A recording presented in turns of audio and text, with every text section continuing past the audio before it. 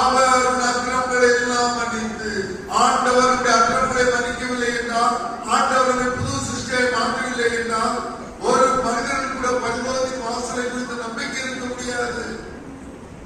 இயேசு கிறிஸ்துவின் இரத்தத்தினால் பாவங்கள் மன்னிக்கப்பட்டால் மாத்திரமே நாம் மரித்த பின்பு பரலோகத்திற்கு செல்ல முடியும்.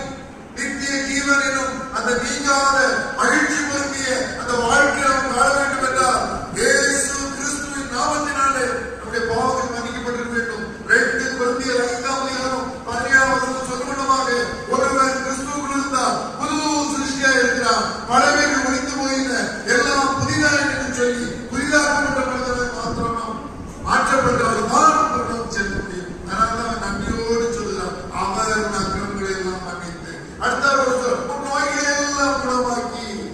யோசித்து பாருங்கள், ஆண்டவர் இந்த வருடத்திலே எத்தனை முறை கருவிடத்தில் எடுத்திருக்கிறார்.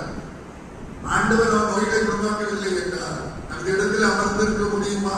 எங்கே இருப்போம்? ஆஸ்பத்திரியில் இருப்போம், மருத்துவமனையில் இருப்போம்.